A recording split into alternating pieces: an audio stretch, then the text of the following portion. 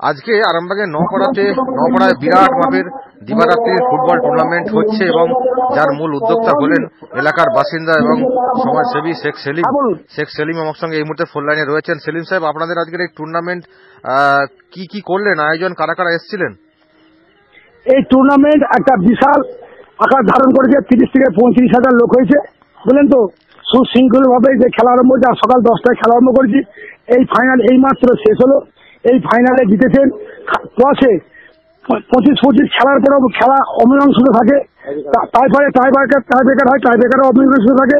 টসেতে ভাগ্য সুপ্রসন্ন খান এন্টারপ্রাইজ বিজয়ী হয়েছেন এবং চকফাজির চলন্তিকা বিজয়ী হয়েছেন। আমার খেলায় এসেছেন, আমি খুব গর্বিত আনন্দিত। এই খেলায় এসেছেন মন্ত্রী মমতা ব্যানার্জির স্নেহধন্যা মন্ত্রী অসীমা পাত্র মহাশয়া, এসেছেন আমাদের সাংসদ অপূর্বা পোদ্দার মহাশয়া, এসেছেন আমাদের এমএলএ বিধায়ক কৃষ্ণচন্দ্র সামরা মহাশয়, গোঘাটের বিধায়ক মাননীয় মানস মজুমদার মহাশয়, এসেছেন আমাদের পৌরপিতা স্বপনন্দী মহাশয়, গুণধর খাড়া, এসেছেন মমিন পুরুষরা সভাপতি মমিন মিদ্যা মহাশয়, এসেছেন সর্বোপরি শান্তনু ব্যানার্জি, প্রত্যেকেই আমার খেলায় এসেছেন। সর্বোপরি এসেছেন আমাদের সুমিত গাঙ্গুলি, চলচ্চিত্র জগতের টিভির খলনায়ক সুমিত গাঙ্গুলি, পলাশ রায়, মহারাজ থেকে আরম্ভ করে প্রত্যেকেই এবার খেলায় আমার অংশগ্রহণ করার জন্য আমাদের ক্লাবের সদস্যরা, আমাদের নপাড়া শীতলা মাতার সঙ্গের প্রত্যেকটা মানুষ, নপাড়ার মানুষ গর্বিত আনন্দিত। সেলিম সাহেব, এই যে এরকম বড় মাপের টুর্নামেন্ট, বিরাট মাপের, এই অনুপ্রেরণা কোথা থেকে পাচ্ছেন? মানে এই টুর্নামেন্ট আপনারা এইভাবে করছেন, এই উদ্যোগটা কোথা থেকে? এই উদ্যোগটা একটাই, এই উদ্যোগ সত্যি করে বলছি, আমার মায়ের নামে খেলা, বুঝলেন তো। 1 নম্বর, মা আমার খুব মায়া যাবার সময় হয়নি, মা চলে গেলেন, খুবই কষ্ট পেয়েছি, বেদনাদায়ক খবর।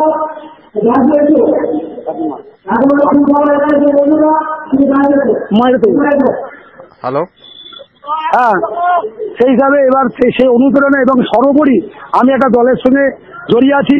এলাকার মানুষ, গ্রামের মানুষ আমাদের দিদিকে পছন্দ করে, বাংলার মুখ্যমন্ত্রীকে পছন্দ করে, মামাটি মানুষের নেত্রী মমতা ব্যানার্জি অনুপ্রেরিত হয়ে আমাদের ক্লাবের ছেলেরা প্রত্যেকেই মমতা ব্যানার্জির অনুপ্রেরিত। আমাদের যে ট্রফিটা, সেই ট্রফিটা মমতাদির ছবি আছে, মমতাদির ছোঁয়া আছে। তাই আমরা মমতাদির কথায়, মমতাদির কাছে থেকে, মমতাদির জন্যই আমি বেশি করে মনে বল পাই, আমি তার অনুপ্রেরণায় এই এত বড় খেলাটা করতে পেরেছি। সেলিম সাহেব, আগে ফুটবল টুর্নামেন্ট হতো, এখন ফুটবল উৎসব করছেন। আপনি বলেছেন একটা জায়গায় যে নপাড়া উৎসবের চেহারা নিচ্ছেন, একেবারে মেলার মতো জমে উঠছে সবকিছু মিলিয়ে। এটা এইবারের এই ফুটবলের পাশাপাশি কি রেখেছিলেন অনুষ্ঠান? কি আবার বলুন। ফুটবল টুর্নামেন্টের পাশাপাশি আর কি কর্মসূচি ছিল? হ্যাঁ, টুর্নামেন্টের আরো কর্মসূচি আছে, যেমন আতশবাজি, একটা সুন্দর সাংস্কৃতিক অনুষ্ঠান মানে যীশু খ্রিস্টের উপর, বুঝলেন তো। আবার আছে বডি বিল্ডার, সেগুলো বাজি হয়েছে। সাংস্কৃতিক অনুষ্ঠানটা হয়েছে বাউল গান, খুব সুন্দর বাউল গান, মানে একদম। এবং ফানুস, বিরাট ফানুস, 13 ফুট লম্বা ফানুস, সেটা অসীমাদি উড়িয়ে দিয়ে গেছে, অসীমাদি অবাক হয়ে গেছে, বুঝলেন তো। এত বড় ফানুস আমরা উড়িয়েছি। এবং আরো খেলাতে আছে 71,000 সাইকেল, মোবাইল থেকে বহু কিছু আছে, আমাদের চয়ন আছে। সর্বোপরি আমাদের কৃতি সন্তান ডক্টর নিমাই কুন্ডু পর্যন্ত আমার খেলায় উৎসাহিত হয়ে সাহায্য রয়েছে।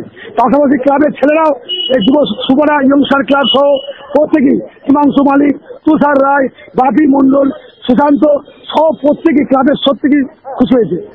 ওকে, অসংখ্য ধন্যবাদ শেখ সেলিম, আমার সঙ্গে এতক্ষণ ফোন লাইনে ছিলেন।